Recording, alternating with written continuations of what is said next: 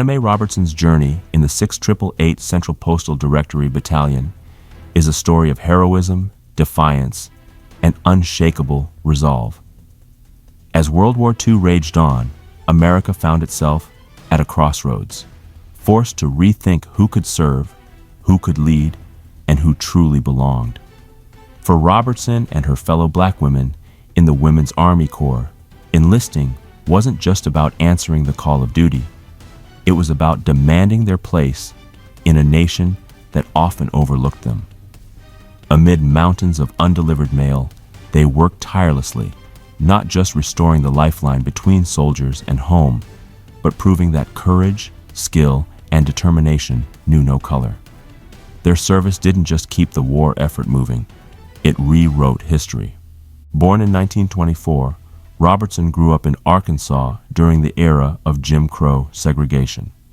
Opportunities for black women were limited, and the idea of military service seemed out of reach. However, as the war escalated and the need for personnel grew, the U.S. military opened its ranks to women.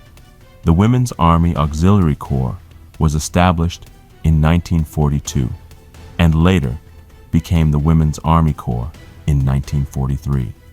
While black women were initially excluded, advocacy from figures like Eleanor Roosevelt and Mary McLeod Bethune led to their inclusion.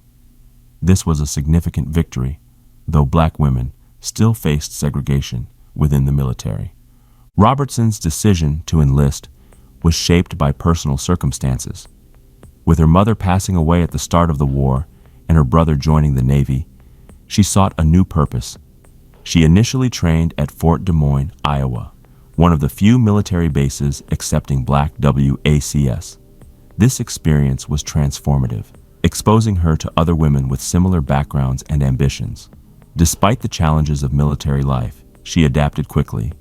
After completing her training, she was assigned to Camp Breckenridge, Kentucky, as a nurse's aide. While this was meaningful work, her role would soon shift in a way that would define her legacy. The formation of the 6888 Central Postal Directory Battalion in 1945 was a response to a growing crisis. Millions of letters and packages meant for American troops were piling up in warehouses in England and France. This backlog not only disrupted communication between soldiers and their loved ones, but also lowered morale. Letters from home were often the only source of comfort for troops stationed in Europe.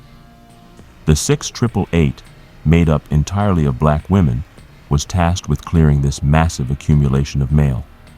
Their motto became, "No mail, low morale," emphasizing the importance of their mission. The unit arrived in Glasgow, Scotland, before being transported to Birmingham, England. The conditions they encountered were daunting. The warehouses were overflowing with undelivered mail, some of it years old. The women worked in 3 shifts around the clock to sort and process the letters. They were expected to complete their work in 6 months, but through sheer determination, they finished in 3. This was no small feat, considering they were dealing with millions of pieces of mail, some of which lacked complete addresses. Robertson played her role diligently, ensuring that letters reached their intended recipients. She embraced the discipline and structure of military life. She did not mind the strict schedules and felt that the Army provided her with stability, especially after losing her mother.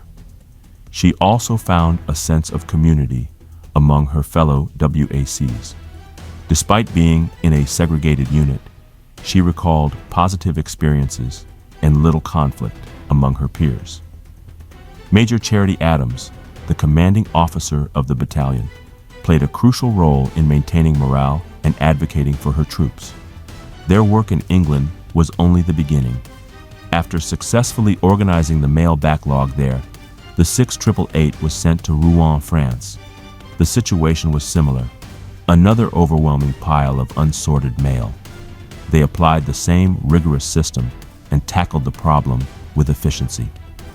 Eventually, their final assignment brought them to Paris, though by that time, the unit had shrunk from its original 855 members to around 300. Many of the women, including Robertson, began applying for discharge as the war in Europe came to an end. Returning home was a different challenge. While white female veterans were celebrated for their service, black women faced the same racial barriers that had existed before the war. The contributions of the 688 were largely ignored, and the women who had served so diligently were given little recognition. Robertson's transition back to civilian life was relatively smooth, though. She initially moved to Detroit, but later settled in Milwaukee. There, she reconnected with friends from the military and eventually married John Robertson, a fellow veteran. Life after the war was focused on building a family and career. Robertson had 8 children, many of whom pursued careers in medicine. She herself worked in hospitals, continuing the service-oriented mindset that had guided her in the Army. Although she rarely spoke about her time in the 688, her legacy lived on through her children and the values she instilled in them. For decades, the 688 remained an overlooked chapter in history. It wasn't until the early 2000s that their story started receiving the attention it deserved. Efforts by historians, veterans organizations, and descendants of the women who served helped bring their contributions to light. In 2022, President Biden signed legislation awarding the battalion the Congressional Gold Medal, one of the highest honors in the United States. This recognition was long overdue for women like Robertson, who had served with dedication despite facing discrimination both within and outside the military. Robertson's journey, from a young woman seeking purpose to a soldier playing a crucial role in wartime logistics, embodies the resilience of the 688. Their mission may have been sorting mail, but their true legacy lies in their determination, unity, and ability to overcome the limitations placed upon them. While much of the world moved on without acknowledging their service for many years, the recognition they now receive ensures that their story will not be forgotten. If you want to learn more about the incredible story of the 688, check out our full playlist. Just click the playlist link on this video or in the description below. You can also find more videos on our channel all about their mission and impact. And if you like this video and know someone in the military, please share it with them. Thank you for watching.